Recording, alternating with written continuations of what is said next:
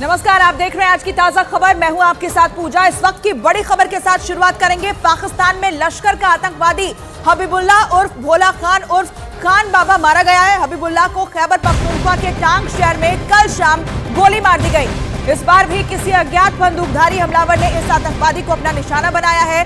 हबीबुल्लाह लश्कर के लिए नए लड़ाकू की भर्ती करता था। उसकी मौत से लश्कर चीफ हाफिज सईद को बड़ा झटका लगा है। इस साल पाकिस्तान में लश्कर के 4 आतंकियों की हत्या की गई है, जिनमें से 3 आतंकी इसी दिसंबर महीने में ढेर किए गए।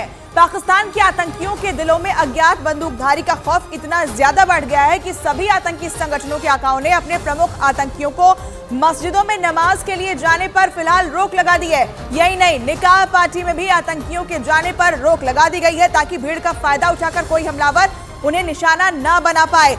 ज्यादा जानकारी के लिए न्यूज़ 18 के हमारे सहयोगी अमित पांडे जुड़ गए हैं। सीधे उनका रुख करते हैं। अमित, लगातार हम देख रहे हैं कि पाकिस्तान में जो आतंकी है उनके भीतर खौफ बढ़ता जा रहा है। एक और आतंकी मारा गया है, क्या और डिटेल्स? देखिए, टैंक इलाके के पास यह घटना हुई है और संडे की रात को यह घटना हुई है। और जैसे ही घटना हुई, स्थानीय पुलिस आई और उनके शरीर को, उस शख्स के शरीर को ले गई अस्पताल में, जहां पर उसे मृत घोषित कर दिया गया। कुल मिलाकर पिछले 2 महीने में 6ठा ऐसा आतंकी है जो कि भारत के खिलाफ अपनी गतिविधियां संचालित करता है। पाकिस्तान की धरती पर वो स्थित है और उसकी इस परिस्थिति में हत्या हो चुकी है। तो अब जो लोग जो पाकिस्तान में रह रहे लोग, भारत के खिलाफ जो रह रहे हैं और पाकिस्तान को लगता है कि किसी काम के नहीं है, तो संदिग्ध परिस्थितियों में उनकी जो लगातार हत्या हो रही है या मौत हो रही है, एक बड़ा सवाल खड़ा करती है कि आखिरकार ऐसे लोगों के ऊपर हमला हो क्यों रहा है। और अमित, हम देख रहे हैं कि आतंकियों के लिए खास तौर पर वहां गाइडलाइंस जारी कर दी गई हैं कि आप मस्जिद में नमाज मत पढ़ने जाइए, आप किसी पार्टी के अंदर मत जाइए। उसके बावजूद भी हम देख रहे हैं कि यहाँ ये आतंकी लगातार निशाना बन रहे हैं। जी बिल्कुल, न केवल ये गाइडलाइंस है बल्कि ये भी उनको कहा गया है कि वो जब भी अपना मूवमेंट करें तो स्थानीय पुलिस स्टेशन को बताकर करें। और इसके अलावा जो उन्हें सरकारी गार्ड पाकिस्तान की तरफ से मुहैया करवाए गए हैं, वो उनको हमेशा अपने साथ में ले चले।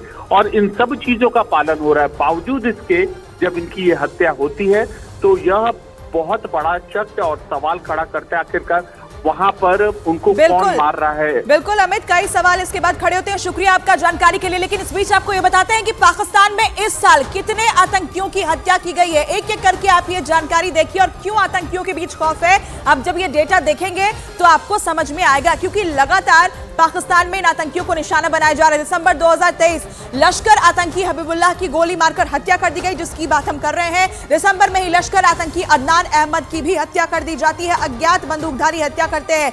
अहले सुन्नत वल जमात के आतंकी बिलाल मुर्शीद की भी हत्या दिसंबर के महीने यानी इसी महीने में की गई है। नवंबर यानी पिछले महीने की बात करते हैं। लश्कर के आतंकी अकरम गाजी की हत्या कर दी गई। अक्टूबर में आतंकी शाहिद लतीफ की हत्या कर दी गई। और इसी वजह से लगातार खौफ इन आतंकियों के बीच कायम है, क्योंकि एक एक करके इन्हें निशाना बनाया जा रहा है। सितंबर में लश्कर के रियाज अहमद उर्फ अबू कासिम की हत्या अज्ञात लोगों ने की। कौन इसके पीछे था, इससे जुड़ी कोई जानकारी फिलहाल सामने नहीं आ पाई।